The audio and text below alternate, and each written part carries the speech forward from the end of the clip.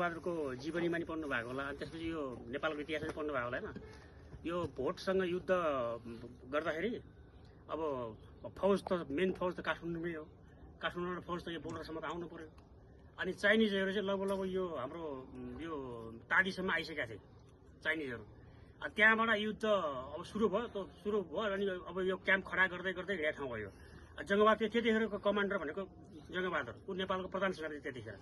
अनि उसको नेतृत्वमा भगल लड्ने, अनि त्यो चाइनिज धपाउँदै रसवा गढी कटाएको उसले, यो गढी लिएर गएर त्यो ठाउँ हो। यो ठाउँ भनेको होइन, यो हामी एकदम हिस्टोरिकल ठाउँमा छौँ। यसको इतिहास तपाईँ पढ्नुभयो भने त्यो जङ्गबहादुरको किताबभित्र त मैले 70-80 पेज लामो लेखिएको छ।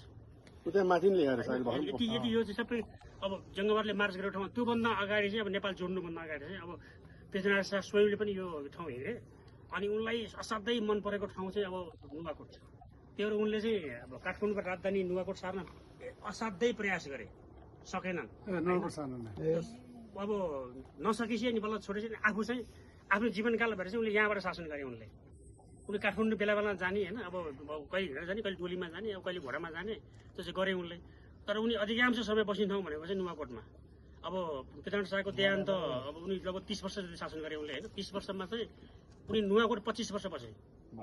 अब यहीँबाट शासन गरेको उनले सबै शासन भनेको। त्यो नुवाकोट दरबार त्यति इम्पोर्टेन्ट दरबार हो। अहिले जो त्यसलाई छोपेर राखेको छ अहिले।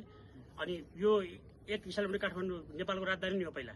अब उसले पनि सार्न सकेनन्, विधिपत्रमा त्यति मात्रै फरक हो होइन। नत्र यो पहिला उनी बसेको सबै गरेको ठाउँ यहीँबाट हो।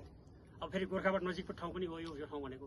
1849 मा तयार पारेको यसको यो अब ब्याक हिस्ट्री यो होइन। अब आज को नयाँ आउनु भएको छ, यो त अगाडि आउनु है।